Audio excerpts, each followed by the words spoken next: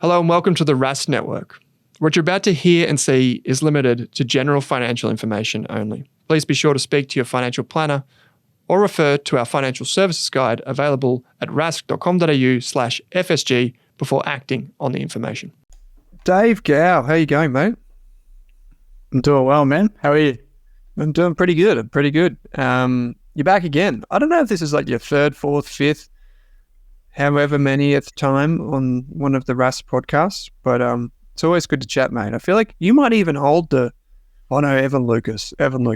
He's a serial offender when it comes to featuring on the Rask podcast. I've got to say that. But you would be up there, my friend. You would be up there, and it's good to have you back on because the last time we sat down to record, we talked about a bunch of different stuff, like about the book being so successful, being the Struggle Money book. We talked about some of the stuff that kind of like the moment you kind of just shot up into the traditional media and you were commenting on different books and retirement and that sort of stuff. And we also talked about like your portfolio composition. I think the title of the episode for folks that are familiar or unfamiliar would be a 7-figure share portfolio and what happens after financial independence, which is really where you're focused now. One of the things that we didn't get to, which we wanted to talk about in that episode, was basically your journey using things like debt and property and shares, like the actual kind of journey you went on, which you detail in the book. Before we get to that, what have you been up to since that last episode, mate? Anything in particular? This was probably a few months ago now since that episode came out. I've been on a couple of little trips. Oh. So I went down south here in WA, visited my mum and stayed at a few different places there for about 10 days or so, which was quite nice. And then I also went on a trip for, again, about 10 or 12 days up to Darwin with my partner. And I've never been there before, so that was quite interesting. There's actually quite a lot of really cool things to see up there. And the weather was much better and much more pleasant than I had anticipated or maybe worried about a little bit. But it was really nice. So that was great. I was really pleasantly surprised at that trip. What would you say is the highlight? Like, what would be the thing that you tell people to go and see in Darwin? Man, there's lots of little things, but for me, what stood out was I'm kind of a big nature person. So going to different areas, in the national parks and stuff like that was beautiful. Just to look at the watering holes there and the gorges, and you can just kind of chill under this waterfall and in this big pool of water. And luckily, there's no crocodiles in there because they monitor for that sort of thing, but just places like that, and it's just so peaceful and so beautiful. So that was really good to spend some time there. That's amazing, mate. That's the one place I haven't been in Australia, I would say, is like getting up to the top of NT. Been to like Alice Springs, Uluru, etc., but never been right up the top. So hopefully that's something I can tick off in the next 12 months. Man, it looks great. So obviously, it's fair to say you've reached financial independence. You still obviously do a lot of writing. You do the Aussie Fire pod, and you do heaps of stuff, right? So, and I know you're working on another project which shall remain nameless until it comes out in a little while. But you've got the book Strong Money. It's like it's crushed it. It's fair to say, and because you're self-published, it's even more amazing. For anyone that's written a book, they will know how amazing that is. It's available on Amazon and it's available on Spotify. And one of the things we talked about last time was that if you like what you hear with Dave today and you have Audible credits, like I just have Audible credits that just bank up, you can go and get a copy of Dave's book using your credits. So it's effectively, you've already paid for the credits. You're getting it for free. And if you're on Spotify and you have Spotify Premium, they offer a service where you get 15 hours of an audio book for free. So you can go and listen to Dave's book if you're more of a listener than a reader. But yeah, go and check it out. So I'll put links in the show notes. We talked about basically your story in a nutshell, which is also covered in the book considerably. But we talked about like where you are today and how you're invested today. I'm hoping maybe we can talk in this episode about how you use property, like then versus now. And maybe we can just start with that. Like, let's talk about that and then we'll zoom down. All right. So in the earlier days, I suppose to preface it, I'll say I'm an aggressive investor. So I have absolutely no problem using debt. So in the very early days, I essentially, along with my partner, borrowed as much as we possibly could to buy as much property as we possibly could, because that was the chosen strategy at the time. So that involved using, before we teamed up, I by myself, and that involved using like as small a deposit as possible to buy a property, and then doing it again and again. And then teamed up and did essentially the same thing where, you use the time-tested sort of common strategy where you buy a property, it ideally grows in value a bit. You can, provided you've got enough servicing power, you can borrow against that and then, expand from there. So that was the initial strategy of accumulating real estate using quite a lot of debt. And I had no problem with that because our expenses were very low relative to our income. So there was always plenty of cash sitting around and cash flow each month to keep servicing the properties and cover for any possible problems that were to happen, even if interest rates went up. So that wasn't really a concern from that perspective.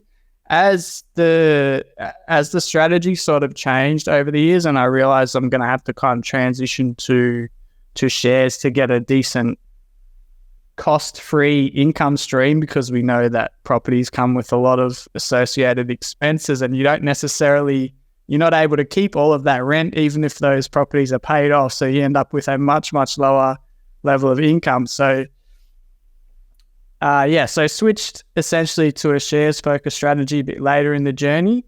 And what came with that was sort of a slow deleveraging that I'm still undergoing now, where we'd sell a property and then we'd put a bunch of the money into shares and then also live off some of the money at the same time. So our level of leverage has come way down over the years, but I'd say two things. It was definitely useful in the beginning because obviously we could buy a larger pool of assets than we could just with our cash.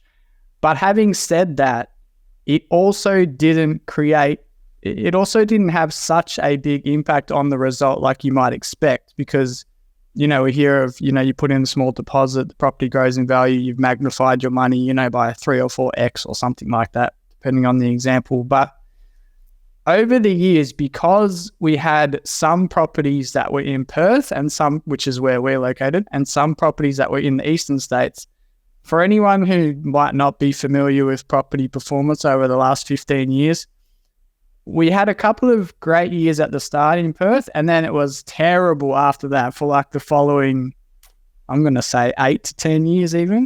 It was it was pretty bad. So what happened was our eastern states properties did well and our Perth properties ended up on average doing pretty poorly.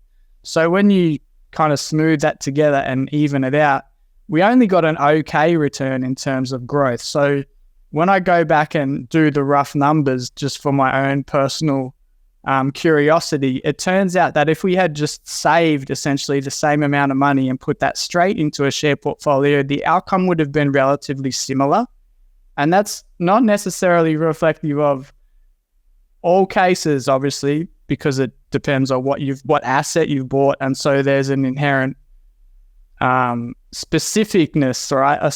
Not thinking of the right words used there, but it's very unique to each situation there. But that's what happened in our case. And so that kind of hints to one of the potential downfalls with using leverage and borrowing aggressively to invest is if you don't get the growth that you're hoping for, assuming that you've bought something like a capital city property, if you don't get the growth that you expect, the outcome can be worse than if you had just used that cash and invested elsewhere. So that's something that can happen.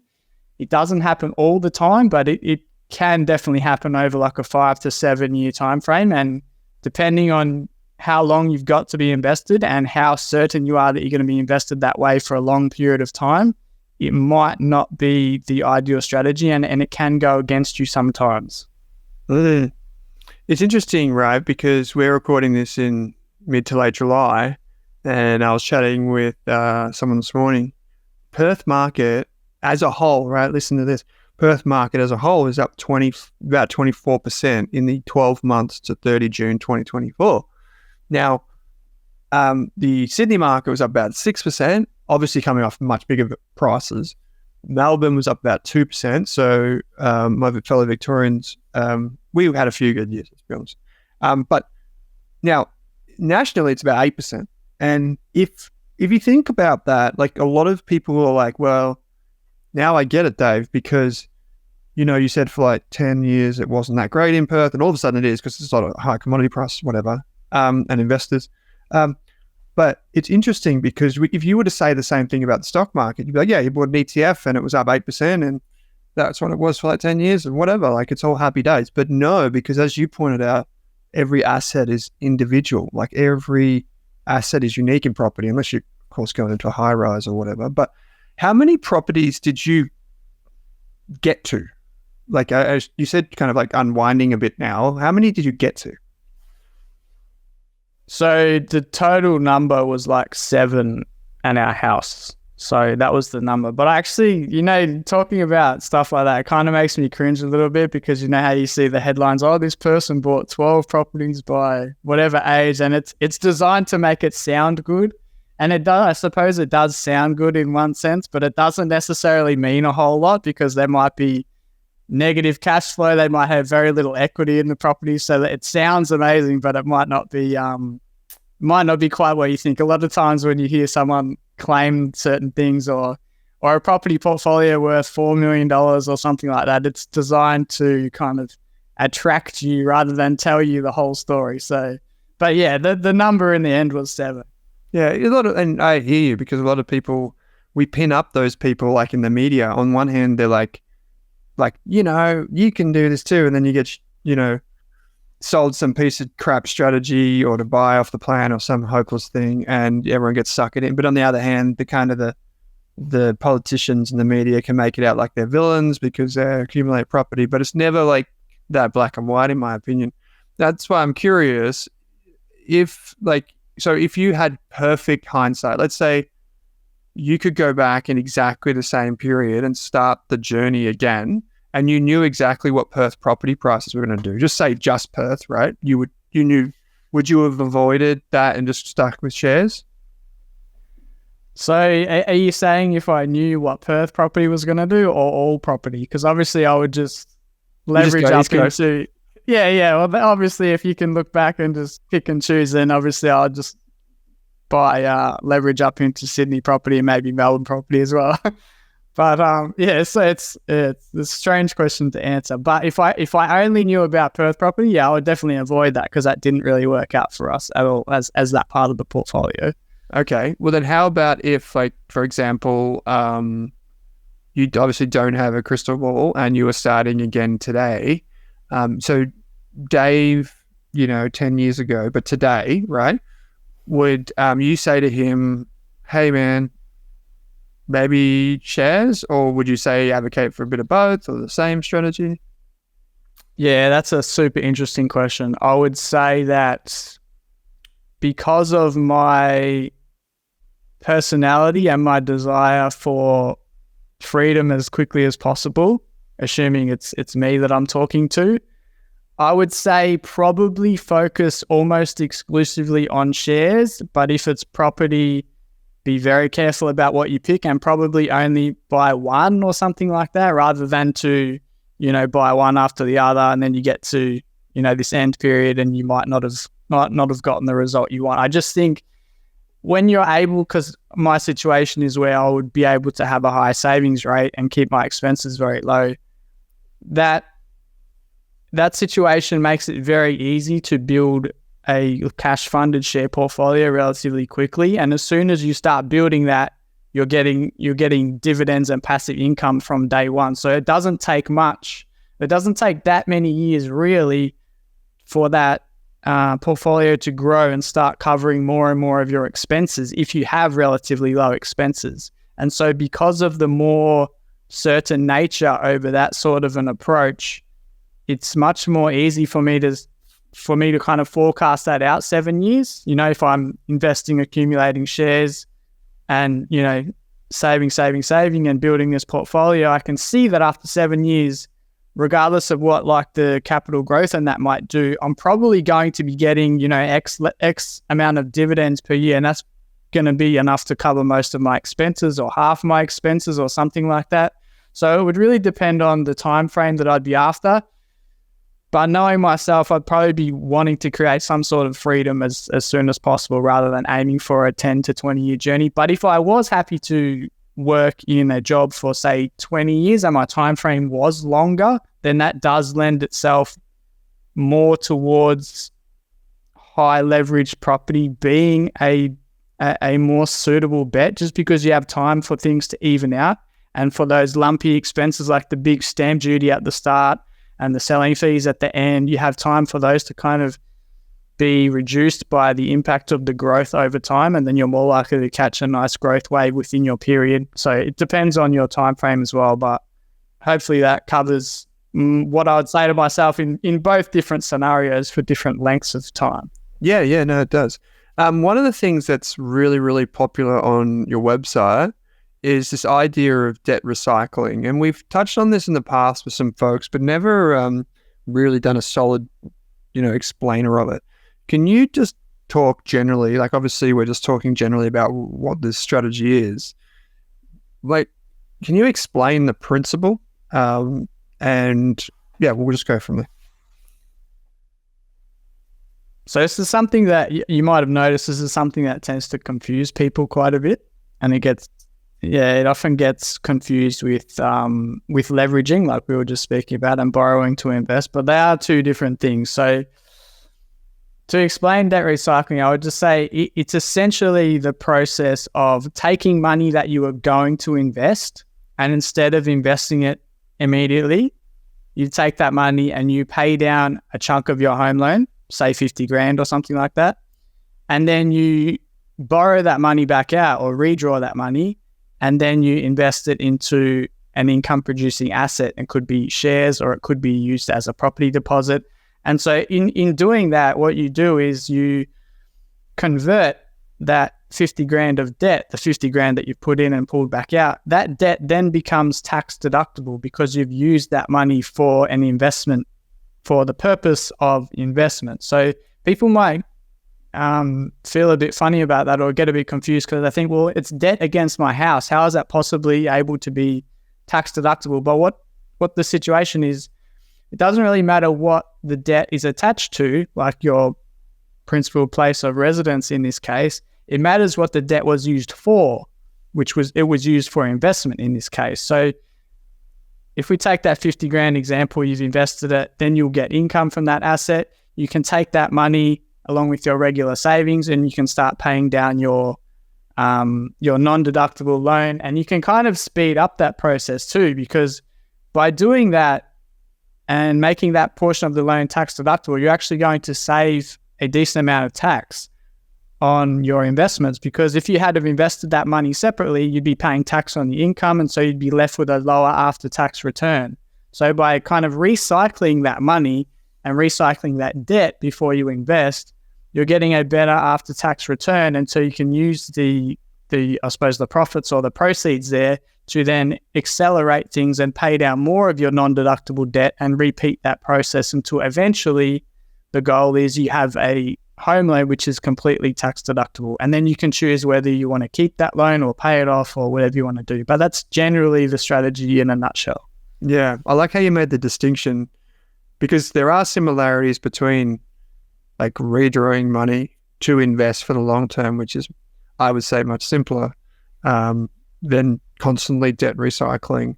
But in effect, what you're trying to do, like you said, is make something that you've got kind of sitting there, turn it into something that has a tax deductible component. And like you said, if you're investing for income producing purposes, it's going to produce taxable income. So the ATO specific literature around that, you can figure out on the ATO website or speak to your tax accountant. And so in effect, in a sense, like a lot of people use this strategy, Dave, as you know, to invest in shares that pay franking credits and dividends, and those franking credits can be offset against some income, tax and whatever. So effectively trying to neutralize that and get the long-term growth. Did you use this strategy yourself? So in the very early days, I used this strategy to essentially do what I described, where I would use it as a property deposit. So I'd take a big chunk of savings and then pay down some of our home loan and then pull that money back out and then use that as a property deposit for the next property. And so then that part of the loan would become tax deductible because I'd used it for investing in property. And then later on, not that long ago, essentially, they're in a different property that we live in now. We more or less sold an investment property, paid off our home loan, and then re-borrowed all of that money and invested that into our share portfolio. So we've done both types of debt recycling, where it's been for property and for shares in different times.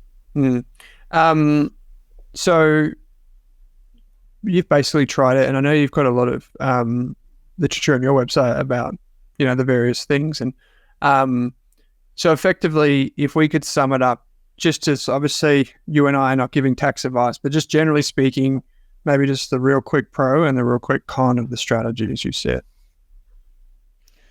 Yeah, so there is a lot of ins and outs, and it's definitely worth reading about it in as much detail as you can and understanding it fully before you implement it, because there is, you are dealing with, a lot of times you are dealing with large sums of money and tax rulings and, claiming interest, and you want to make sure that you're doing the right thing before you actually go ahead and assume certain things. So you want to understand it fully before going ahead. But sure, the essential pros is you're slowly turning your home loan that you currently have, which is not deductible, into a tax deductible investment loan. And so obviously that can help you, like I said before, save you tax and improve your investment returns on an after-tax basis.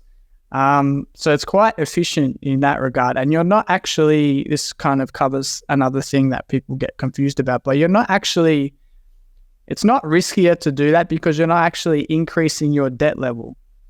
That's something that people get confused about. You're putting money in and taking it out. It's the same amount of money. You haven't created new debt. So you're improving your outcome without actually taking more risk. And there's not many scenarios that I can think of where that's actually the case. So that's a pretty strong pro. As for the cons, it more or less comes down to adding a bit of complexity. So obviously there's an upfront hurdle when it comes to learning about this stuff, because it's not intuitive to most of us. It is a little bit tricky to wrap your head around certain parts of it in the beginning. So it does add a little bit of complexity to your finances. You have to be comfortable not only managing your current cash flows and finances, but being comfortable managing, different loan splits, because it's ideal if you can split out the portion that you're wanting to debt recycle. So you're going to have to both understand and be comfortable managing things like that. And that's certainly not for everyone. Most people, like if I'm honest, most people on the street would just rather just have a mortgage and then invest separately. It's either too hard or they can't be bothered, which is perfectly fine. But yeah, the main con there is the hurdle of learning, and then adding a bit of complexity to your ongoing finances. Yeah, and you want to have a good relationship with your bank or your mortgage broker or however you go about doing that as well. So there was one other topic that relates to this, which I was interested to pick your brain. Pardon me. Right now, interest rates obviously have gone up quite a few times over the past couple of years for folks that have a mortgage. And I was curious because you wrote about this in the book, this idea of like paying off the mortgage sooner or investing. And I've got my own take on this, but I'm curious how you think about this. And yeah, like maybe you could take that from the context of generally speaking, like as in how everyone kind of thinks about it and what you found in researching that, or just generally how you went about it.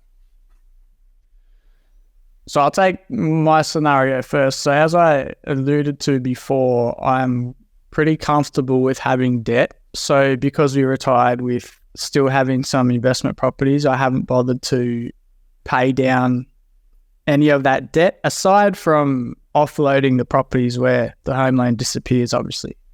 So I'm quite comfortable not really having a proper job and having plenty of debt still. That doesn't bother me at all. So that's my side of things. But in general, I would say that the trade-offs, as many people probably be aware, is with a home loan, if you're paying off that or paying down that balance, you're saving a nice amount of interest every month. And then over the life of the loan, you can save an enormous amount of interest that you would have otherwise paid to the bank, which is very handy.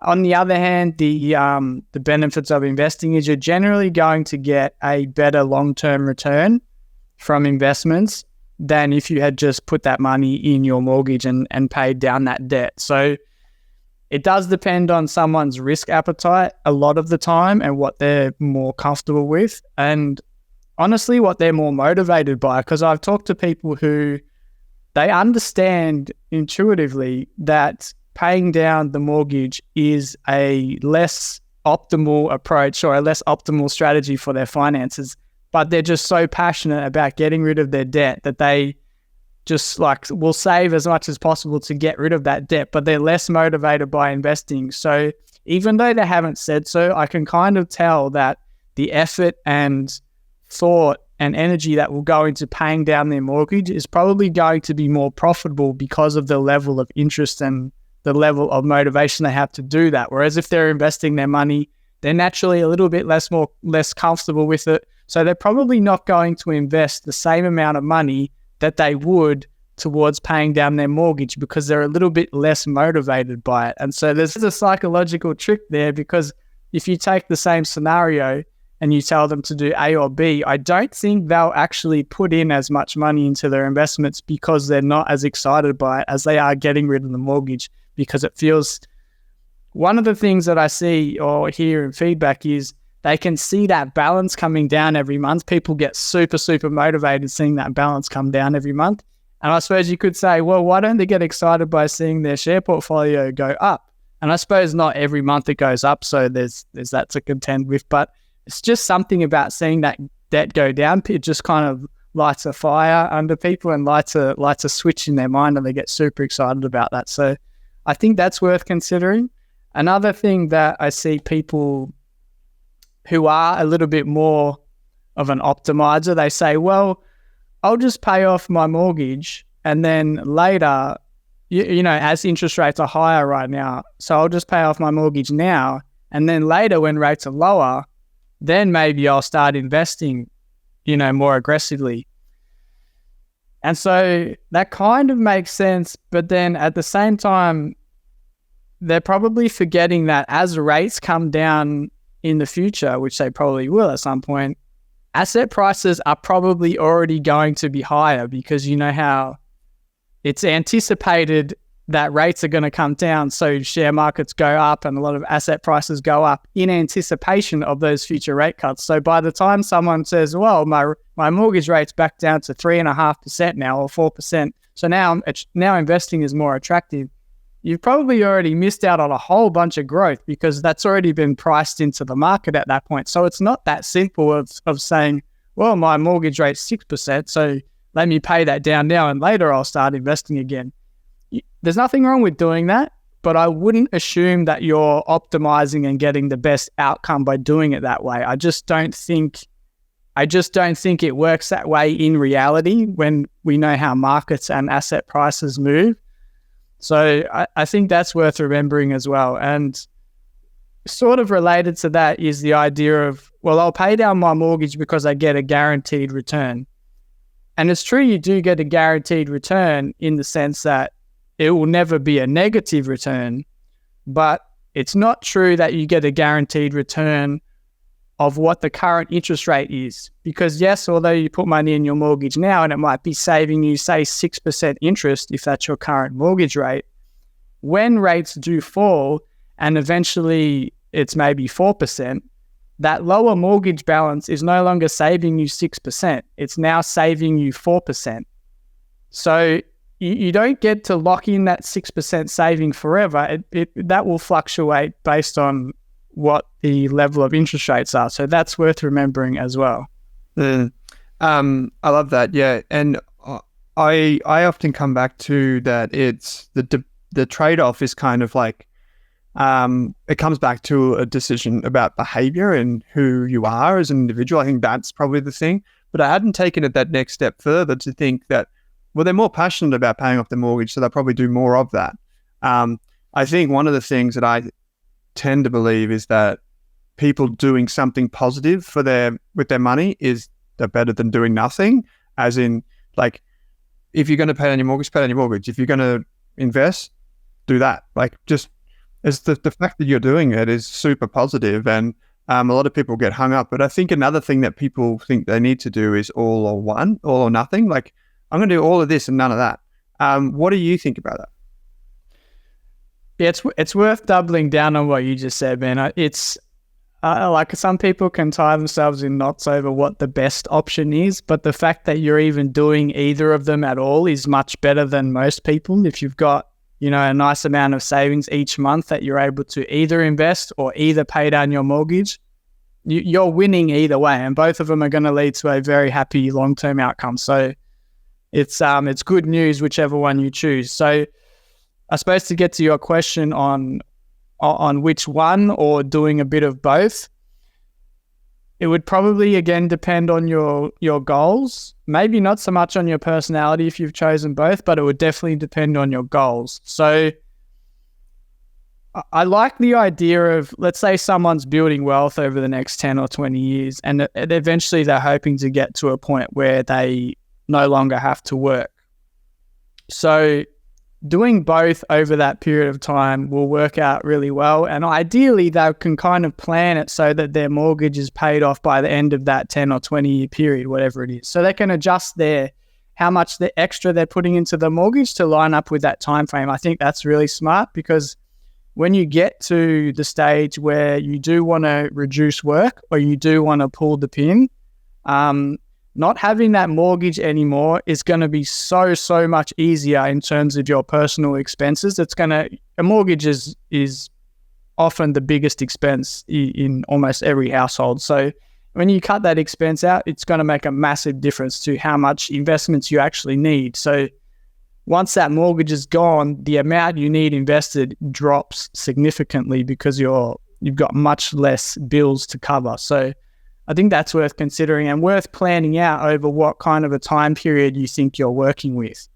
I do see sometimes people say that they'll do both, but they don't really think it through all the way. They might want to leave work, but then they've still got they've paid off maybe half their mortgage or something like that. I think that's kind of suboptimal, because what you'll find is when you're in that position, the level of, so if you have a big chunk of money in shares and then you have a chunk of debt outstanding on your mortgage, the debt is probably going to be costing you each month in cash flow quite a bit more than the income you're getting from your share portfolio for the same kind of value, because you've got the interest rate. So let's say it's 6%, or let's say it's even less, 4%. But it's a bit more than that, right? Because you've got principal repayments. So it's not just the interest that you're dealing with, you've got principal repayments. So that tends to make the cash flow, it tends to make it a much bigger drain on your cash flow than if it was just the interest payment only. So I suppose what you can do with that is you can take some of your investments and extinguish that mortgage debt. And so that's going to end up being a bit more efficient, I suppose, cash flow wise, and leave you with, you remove that bill each month without that costing you as much. You haven't lost as much dividends as what you've created in reducing your expenses, if that makes sense. So yeah, it's definitely worth not leaving too little of a mortgage as such. You're better off if you're going to go one way or the other. It is better to choose either I'll get rid of the mortgage and have zero, or I'll just keep my mortgage at whatever balance and maximize my investments. If you're saying you want to do that to kind of juice the long-term wealth outcome at the end of 10 or 20 years. So I like the idea of both, but then in practice, you want to be a little bit careful about how much debt you kind of leave around and how effective or how efficient that really is in terms of what impact it's having on your cash flow. But if you do kind of find yourself in that situation, you can always go to your bank and say, hey, I've paid down extra on my mortgage. I'm now whatever amount of years in front. They'll be able to tell you. Doesn't really matter how far you are in front, but you can get that mortgage recalculated to a new minimum payment because your balance is lower, you're way ahead. If you've got 10, 15 years to go, you can say what's my new minimum for the next, 15, 20 years to actually pay this thing off. Or one strategy that I really like, if you're about to pull the pin and you still have a mortgage, is like a fresh 30-year loan term. So what will happen is your debt will stay the same. You're still paying it off each month, except because you've extended the loan term, the repayment is going to be quite a bit smaller, possibly 5 or 10 grand cheaper in that case. So that frees up quite a bit of cash flow and gives you a bit more breathing space if you are wanting to leave work and kind of improve things a little bit. That's great. Yeah, that's a really good idea, I think, is that idea of like repricing. So you can get, sure, the downside is it extends the loan term, and the bank probably likes that. But the upside is that in the meantime, you've got more breathing room and you might be able to make decisions in your life that you might not otherwise been able to do. It just gives you a whole extra layer of flexibility. And obviously you can do that, but then still pay the loan off aggressively. I'm not saying you don't have to pay it off, though, that you should keep your loan forever, because yes, you'll pay more interest and all the rest of it, but it just gives you extra flexibility. And you might not use that flexibility, but it's there if you want it. So I think that's pretty cool. I might just put in one more quick question here that I'll let you marinate on for a sec, which is, do you think that you would ever get to a point where you guys have no investment properties and you're just shares? Like, is that kind of nirvana for you guys longer term? Like, however long you think about that, would that be something that you could see yourself with longer term? Yeah, it's a good question. It's something I think about a fair bit, actually. So, as I said a bit earlier, we are in that deleveraging process, and since the very beginning, and if anyone's read my blog for 7 years since I've started it, the plan's always been to sell a property, every couple of years and eventually get to none and just have a big share portfolio, and that pays all the bills and happy days. So that is still the plan. There's a couple of properties left here in Perth, and Perth is performing really well at the moment, but I think that's probably going to continue for the next few years. So I'm not in a rush to sell right now. But those properties most likely will be offloaded in the next 2 to 4 years. So at that point, we will basically just have a share portfolio, super, and then probably not a paid off house. I'm not really interested in having a debt-free home. I would still prefer to keep the mortgage and have that money invested. I'm just happy taking extra risk that way, and I think that will lead to the best long-term outcome. And even depending on the situation, I may even increase that loan if possible and then invest further. So kind of goes full circle to the start of the episode where I said I like investing somewhat aggressively, and I'm not too fussed with having some debt if it doesn't affect my lifestyle in any way. And that's the important criteria. If I was in a situation where it would be more efficient and give me more freedom to have zero mortgage and I only had a small share portfolio to live on, I would probably opt for the no mortgage. But because keeping a mortgage is not going to affect my freedom in any way, I'm not going to have to go and get a job or anything like that, then totally happy to keep that mortgage and shoot for the likely better long-term outcome of keeping that debt and investing instead. Yeah, fair enough, mate. Fair enough. I actually like that because it does illustrate that a lot of people's like nirvana for financially speaking is like zero debt, passive income. But even then, like you've still got to weigh up if that's an optimal outcome for the long term. So people can play along on Strong Money blog or website, which I'll put a link in the show notes to. But if you already have if you already have a Amazon or Audible credit just sitting around, I'll put a link in the show notes to Dave's book on Audible. As for Spotify, exactly the same. If you use Spotify, interestingly, when we did our first episode, I put the link in the show notes. We were just talking about it, and it was like 4 times the amount of people went to Spotify, because even though that's a much smaller part of our audience than Apple, I think the fact that you can get the book for basically nothing if you have a Spotify premium subscription makes it a no-brainer. So you can go and pick up Dave's book in on Amazon as well. If you like the physical book, I've got quite a few lying around at home as well as in the office. But get it from the library. If you can't afford the fee, or you just prefer to do that, that's totally cool too. Dave appreciates it.